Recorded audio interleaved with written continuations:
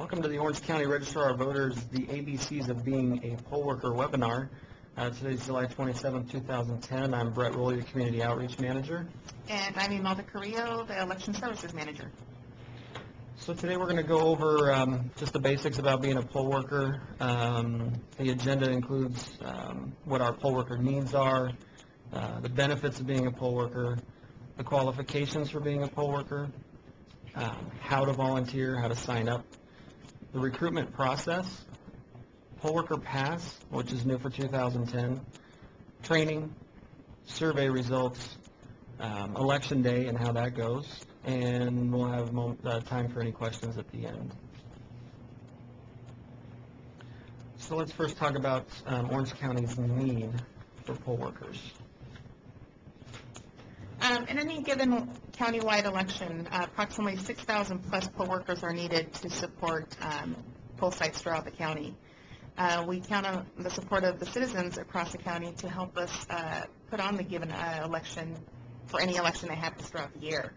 This includes not only those that work at the poll site, which are the inspectors and the clerks, but also a team, which are our emergency backup volunteers. They show up to our office on election morning at 6 a.m. and they are deployed out to the different poll sites in the county that may have had a poll worker who did not show up, who called out sick. They're ready here to be deployed and assist in whatever we need on that day.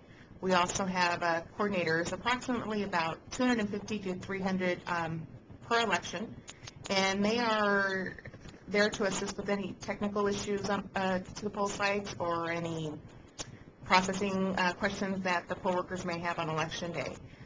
Both of these consist of volunteers that apply through our system.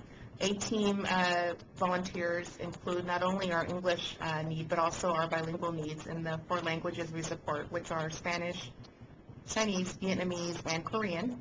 And those have been increasing tremendously in the last couple of elections, and right now we're averaging at about 100 plus per election that are available here at our site. Okay, let's talk a little bit about the benefits of being a poll worker. We do extensive surveys of our volunteers to help determine what motivates them, and it helps us in recruiting for each election. And the number one benefit that's cited by our poll workers time and time again is just community service. Next is patriotism, and one might think that money is a big deal to them, but you know, we do pay out a little stipend. For the clerk position, you get $75 plus $20 for training, and inspectors and coordinators can make a little bit more, but money really isn't the major motivator for most of our volunteers. And of course, when we're recruiting and talking to them and meeting our volunteers out in the community, they often cite that they just like meeting new people, meeting their neighbors. Those that do it time and time again, it's just become part of their routine. It's part of what they do in the neighborhood. And hi, did we just get someone come on? Yes, you did. Hi, this is Brett. I'm the Community Outreach Manager with the Registrar of Voters. Hi. Hi. Nada Catwell. Hi, Nada. Hi, this is Imelda Carrillo. I'm the Election Services Manager. Thank you for joining us. Okay, thank you. Sorry I'm late. That's okay. We were just going over some of the benefits for being a poll worker, and this is really as cited by our volunteers. And let's go over them again really quickly.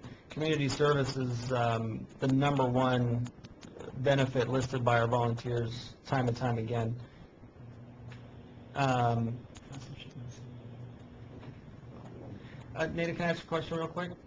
Sure. Can you see the PowerPoint that's online? I see poll worker benefits, community service, patriotism, Perfect. money, meet new people, neighbors. You got it. All right, just wanted to make sure. Thank you.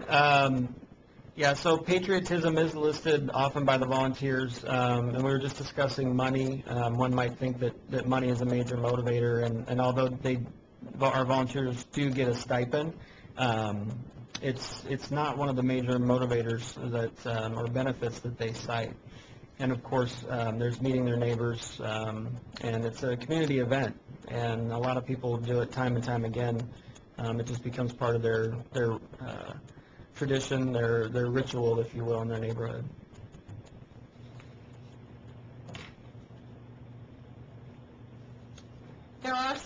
qualifications for being a poll worker. First and foremost is you have to be a registered voter in the state of California, a U.S. citizen, which comes in line with being a registered voter, and 18 years of age or older. And that has to be at least on election day. So even if you sign up prior to turning 18, as long as you're 18 by election day, you're allowed to serve as a poll worker. Additional qualification is free from parole.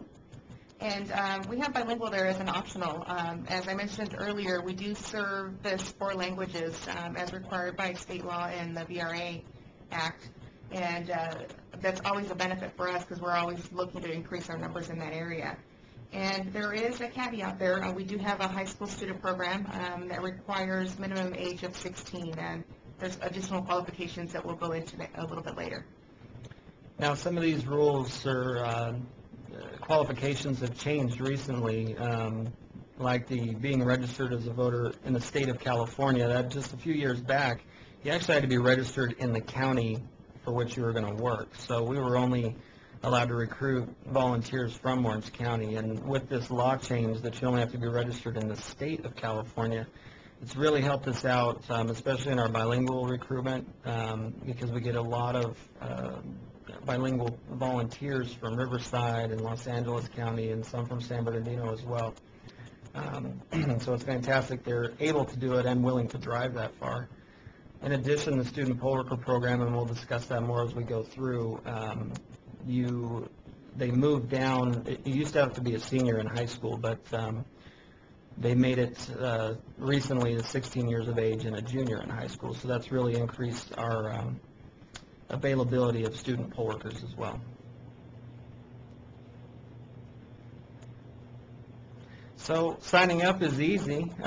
We have a customer service phone bank around election time. They start a couple months before the election, and all of our advertisements and brochures and the like really move people towards that phone line so they can get set up. The phone line is open up even in the off-season, if you will. Not that we have much of an off-season, but again, we don't have the phone bank fully staffed all year round. So a couple months before, about 15 to 20 people will be available answering that phone. You can also sign up online. It's really easy to do. It's a simple form. You just put in some basic information, and we get it automatically, and within a day or so you receive a phone call, and we get you started. And of course, and we'll talk more about this too, we do various outreach events throughout the county, and you can sign up there when you see us out there. And one other place that we get a lot of volunteers, well, a couple other places, is on the registration forms. There's a place to sign up to be a volunteer on your registration form, and also when you receive your sample ballot, there's a postcard on there as well.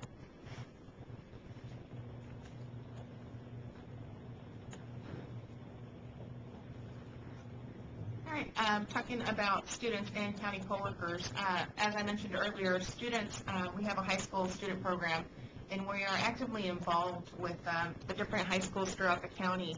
We actually have a My Ballot program that's been highly successful. A little bit about the history on the My Ballot program. A couple years ago, we were averaging maybe 1,200 students per a given countywide election. Now we're up to 2,000, 2,500 students per given countywide election. And this has been mainly part for My Ballot and success that has brought that forward. There are qualifications for students to work as a student poll worker. They do have to be 16 years of age, in good standing, and this is verified by their school administrator, usually a counselor, and they've also verified that their minimum GPA is 2.5. And it's an actual application that they have to fill out with their information, contact information, and this verification, and it's signed not only by their parent, but also by their school administrator. And once we receive those are processed. They are kept in a separate database, as these are students and are minors under 18 years of age, and we go ahead and put them through the system and get them placed on a board. And we also have a county poll worker program. It gives us an opportunity to offer, to recruit county poll workers, our fellow county poll workers, and they actually have a separate application online, and they do have to receive approval from their supervisor to work on election day, since it is on a Tuesday and usually obviously a work week. But again, this number is average about 300 per election, 300 to 500 per election, depending on the type of election and obviously our needs as they go. But we have returning county workers all the time, as well as students, and both databases continue to grow as we go election to election. Okay, so let's talk a little bit about the recruitment process. One of the things that Imelda was mentioning, and we were talking about in the last couple slides, is the student poll worker program, and specifically the My Ballot program. And it's a comprehensive program in which we actually go into the school and we teach the students about voting, the history of voting, and how elections work here in Orange County. And then usually like the ASB students or a government class will come here on a field trip. They'll build their own ballot for homecoming or any kind of ball that they're having. And then we'll actually take the voting systems to their school and they vote on them. It's been very successful. We get hundreds of volunteers that way from the specific schools that we've gone to, and we will continue that as we move on into November. As mentioned before, too, we have the County Poll Worker Program. We do have a corporate sponsorship program where we sign on companies like Wells Fargo and Sprint, and they provide us with either poll workers or poll sites. Wells Fargo and Sprint have done the poll worker. They've chosen the poll worker option. It's been very successful for us, not only in them providing us poll workers, but providing us attention for the need for poll workers as well. We go to hundreds of community events and see thousands and thousands of people throughout the county. We did a 10-campus tour this year, going to all the colleges to talk to them about registering, voting, and volunteering. We hit up large events. We are currently attending concerts at Verizon Amphitheater. We've been to Angel Stadium this year, and we'll also go to the surf tournament in Huntington Beach to be able to meet with large numbers of people. Of course, we do advertisements in the radio, the newspapers. We've got brochures that we've already consolidated all of the ways that you can get involved in elections that are all provided throughout the county. We've done direct mail campaigns. And we also have street team activities. We've got a vigorous intern campaign here where the interns are trained on how to do outreach and meet with people and talk to them about registering and volunteering. And they go out to where there's groups of people, could be at the pier, could be at a baseball game, and they talk to them and get them signed up. All right, let's talk a little bit about the recruitment process. As we mentioned before, there are various means that we get volunteers interested in working on Election Day, whether it be a postcard from their sample ballot, a phone call or an outreach event, or even returning volunteers that have worked election after election. The process is this. Once the interest is received, it is assigned or transferred to their appropriate field rep. Currently, the county is divided into 4 areas, and each field rep is responsible for the different cities throughout the county. There's also our bilingual representatives who service the 4 languages. Once that information is received by the field rep, they make contact with that volunteer. They talk a little bit about what's available, what the day entails, what the position entails, and you look at the different options that are available for placement, not only to a poll site, but also into a training class. And at that point, there is a record created for you as far as a poll worker, and you become a poll worker, and you will then receive a package with the information for Election Day and what you need to know to be prepared for that day. A couple of the questions that you can expect when you are contacted by one of our representatives of our office is, 1, they are going to verify that you are a registered voter. We will verify with our voter registration records that we have on file. And then one of the questions we will ask is if you are bilingual, specifically in the 4 languages that we service.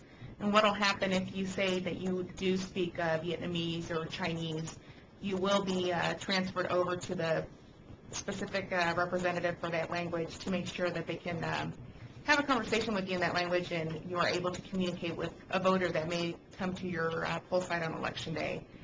And as I mentioned, we'll discuss available positions and then assign you to a board and to training. One thing to keep in mind is, although we have over 1,100 or 1,200 poll sites per election, we do our best to assign you to a poll site that of your choosing, or even a training class. Sometimes, depending on our needs, we are not able to fulfill all those requests, and we will do our best.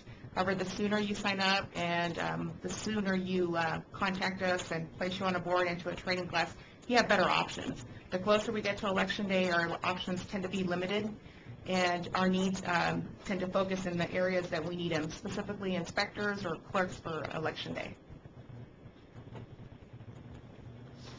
So let's talk about Poll Worker Pass. This is something new for the Registrar of Voters this year in 2010. It's actually new to the elections industry.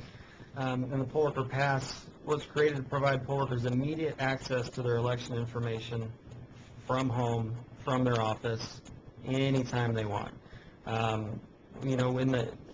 We've talked about the fact that we have the customer service phone bank, and we have specific reps for areas that our volunteers can communicate with. But oftentimes that's not quite enough, or you might not want to make the phone call. You just want to check it out online and see, who am I working with? Where's my training class? How do I get to my poll site? And with the Poll Worker Pass, you get all of that. You get real-time updates to all your information. So let's say you're an inspector, you're in charge of the poll site. You really want to keep track of who the clerks are going to be on your board. So anytime that changes, you're going to be informed that a change has been made to your account. You can go online and see these new people. You can make a phone call, communicate with them, talk to them about Election Day, maybe early setup. Again, the training information would be on there, so if you're taking an online class, you'd be able to access the online class through Poll Worker Pass. You don't have to go to our specific website. There's a Poll Worker Pass account just for you. If you are going to a class, we provide a link to the map, so you can see the location, date, time, print out a map, and you're good to go. You can make changes to your information. If you change your address, you can change that information and send it to us, and we make the change for you. So anything else that actually does get mailed to you will go to the right address. Inspectors get distribution information. They have to pick up the supplies before Election Day, so they can get the date, time, location, and a map to that site as well. So it's really, it's a popular feature. The volunteers that used it for the first time in June, we can say without a doubt it was a success, and they enjoyed it. They take their pass with them to training, and it gets scanned. They take it to distribution, and it gets scanned. So there's automatic updates, real time, to their account. So anytime they go in, it's set for them. And the Poll Worker Pass really replaces a lot of manual labor, a lot of paperwork that was happening internally. Yeah, before the Poll Worker Pass, we were sending multiple mailings to any given volunteer, sometimes 4, 5, 6 mailings at a time for any election. What would happen is every time there was an update to the board, whether it was a new inspector, a new clerk, or somebody left the board, the particular volunteer would get an update, let them know what the changes were. It became inefficient and obviously a lot of time waste. With this new program, you get one mailing, it's all in one shot. You get an introduction letter, you get a copy of the description of the Poll Worker Pass, you get your personal Poll Worker Pass assigned to you with all your information on there, your name and your ID and what you need to know. It's like a quick reference guide to just carry with you. There's phone numbers on there as a reference, so if you put it in your pocket, put it in your wallet, it's with you all the time. Not only has this saved a lot of time and money, it's been very efficient, and the poll workers, the feedback we've gotten has been wonderful. And even for those who have no computer access or are easily accessible to a computer, are able to get the information by just calling a dedicated number that gives them the information. The same information you find online as far as your poll worker boards and your fellow, where your training class is and where to report on Election Day, you can find it via phone call as well. Okay, so let's talk about training. It's a mandatory component here in Orange County for inspectors and clerks, but we do offer options. Over time, we figured out that what the poll workers want and need is variation in training. So we have not only split it up, depending on the election, between online and in-class, but you'll find clerks have their own type of class, and inspectors have their own type of class, and new inspectors might have their own type of class. And that's really what we do. We try to cater to the type of position you have and the amount of experience you have. So the first option we have going into to November is an online tutorial, and that will be available to our clerks. So like I said before, they can go through Poll Worker Pass, go online, they can link straight to the tutorial. And the tutorial, online training has changed in the last year. We've gone from where you just answer a series of questions after looking either online or at your hard copy of your manual and watching the DVD and then answering some questions online. The tutorial has really expanded that and has really made it less of an exam and more of a learning experience, something that will actually stick with you better as you go into the poll site. And it has PowerPoint components, it has videos, and then it has quizzes, and it's broken up into about 6 different sections. So, and you can take your time with each section before you answer the questions in the quiz. If you get 70% correct, you pass, you move on, you're good to go to work on election day. Now, in class, the clerks go to, they'll be assigned, if they don't do online training, they go to a 3-hour class, and that gives them everything from beginning to end, all of, all the glossary of terms, everything you need to know, because, what's a JVC, what's a combined roster index, what's a provisional ballot, how do you vote it, and they get hands-on training so that they can build up the voting systems and then they can break them down. It's very comprehensive. It is a little long, but there's a lot of things that we are required to train on, and that, quite frankly, is absolutely necessary. The inspectors, the class is a little shorter. It's a couple hours, and for the experienced inspectors, it's completely hands-on the entire time, and they go through scenarios, different scenarios of different types of voters. The new inspectors, they'll get a class that's kind of a hybrid. It'll have a little more PowerPoint and classroom presentation than the other inspector class, or it'll have a little less than a clerk's class, but more than the other inspector class, and then more hands-on, of course.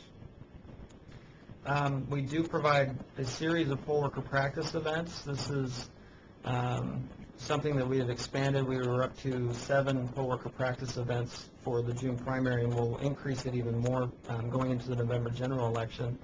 And this is where we obtain a larger room. Poll workers can come at their leisure over a 5 to 7 hour period, and they just ask the trainers anything they want. If they are having a tough time with provisionals, we can talk about provisionals as much as you like. If you want to break down the system and build it back up, the voting systems, you can do that all you like. We'll also have kiosks available in November, so those that are taking their online test, they can do it there. And it's really popular here for a lot of our volunteers because the classroom is so structured and really time sensitive, but when they get into the poll worker practice, it's more relaxed. They can take their time. They can have a discussion with the trainer, and it really provides them a good backup to the training class. We have a lot of tools available to the volunteers as well that are training related. There's a manual, and it's not only good for before election day, but we found that the volunteers really like to use it on election day as a resource. It takes you through each step by step in the process of dealing with everything from a regular voter that has no special circumstances to provisional voters that have received a vote by mail ballot and those that aren't on the roster. everything from canceling a ballot, everything is there. Fixing voting systems, it's all in the manual. We've also redone our DVD for 2010, and the DVD is a professionally made a video that explains, again, everything from beginning to end, from opening the polls to closing the polls. And we've also created this year some YouTube videos that you can link online through our website that provide additional instruction as well.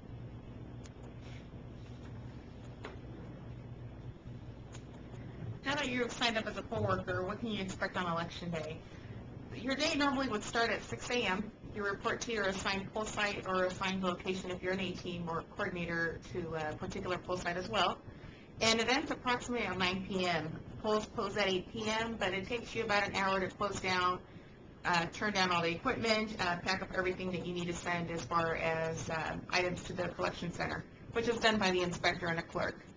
As an inspector, you're managing the poll site. You're kind of in charge of the poll site. You're responsible for picking up your supplies on distribution day. Distribution day is a countywide event that we have before Election Day. At that time, supplies are distributed. The inspector gets a box of supplies that they'll need for Election Day, along with the JDC. The actual electronic equipment is delivered directly to the poll site, so you don't need to worry about making arrangements or anything of that sort. When you go to your poll site on Election Day, all that equipment will be there. Clerks, as a clerk, there are several positions that you'll be working, but all combined, you'll be working together with the inspector to run your poll site. You can be a roster clerk, checking in voters as they come in, a street index clerk, checking off voters who've signed, who've actually already voted for the day, paper ballot clerk, handing out paper ballots to those who wish to vote via paper. All in all, you work together as a team, and each board consists of anywhere from 4 to 5 members on the board. The inspector, again, is in charge, and the clerks, whether it be a student clerk or a regular clerk, they assist that day to help run the election for that particular poll site. In addition to inspectors and clerks, we also have a team, which we talked about earlier. They are to report to the Registrar of Voters office here in Santa Ana on Election Day at 6 a.m., and they're pretty much waiting to be deployed out to a poll site.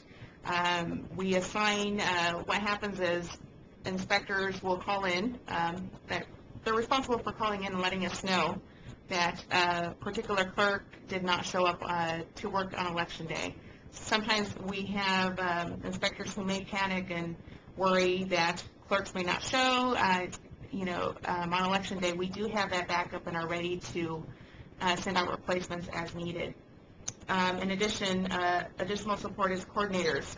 Coordinators are already actually out in the field. We have about 250 to 300 coordinators per election, and each of them is assigned a particular number of poll sites, and they're there to assist the board members on whatever they may need, coverage, questions, technical issues, and as an inspector and as a clerk, you have the support on Election Day.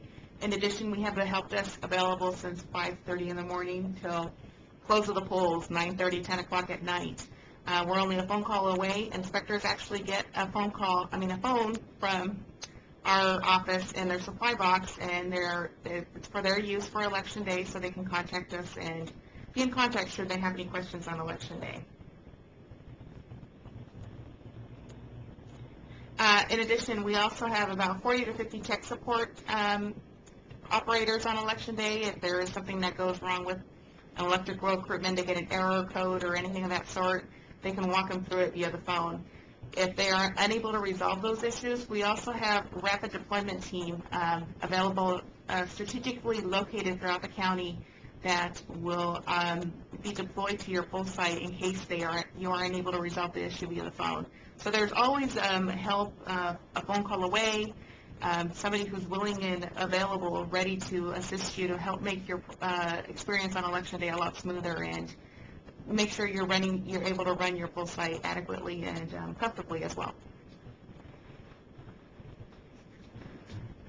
So on Election Day, a lot of volunteers might wonder how many people are we going to see on Election Day. Well, it depends on the poll site. you could have anywhere from 1,000, maybe 2,000 people assigned to a poll site, and then you shouldn't let that number scare you, because those numbers would include people that are vote-by-mail voters.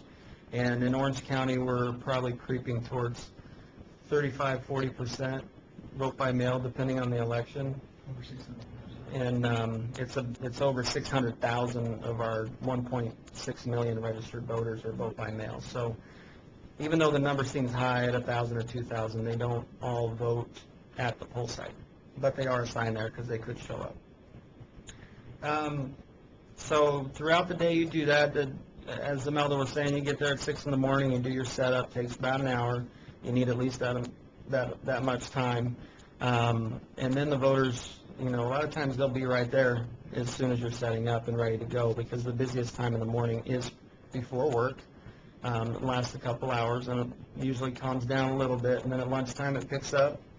And then, of course, after work, between 5 and 8 o'clock when the polls close, that could be your most busy time. After that, it takes about an hour to close down the poll site. Everything that you had, you put back in the box, and specific items need to be taken in a certain way to a collection center by the inspector and one of the other clerks, and then you're done. It's a long day, but it's a rewarding day, and most of our volunteers come back time and time again. We've had people with us for 20, 30 years, and they absolutely love it. And I guess the good thing is we're usually a few months separated from one election day to the other. You get time to recuperate and get ready for the next one.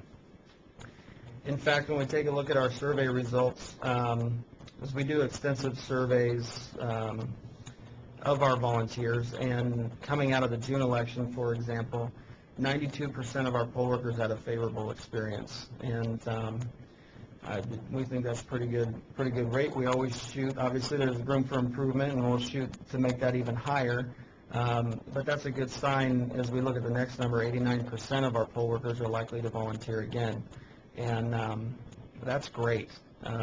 It's can be difficult and complicated to recruit enough people that are available time and time again with elections.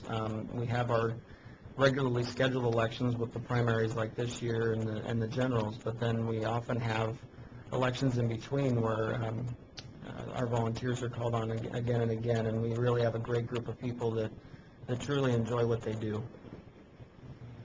And with that, would open it up for any questions you might have.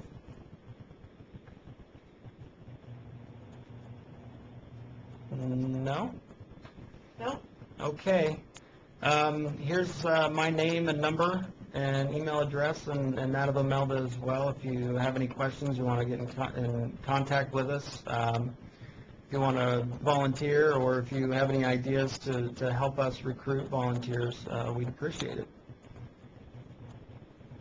Thank you for joining us. And again, you can obviously www.ocvote.com has all the links that you need as far as the different positions as well and how to volunteer. Thank you. Thank you, Nada.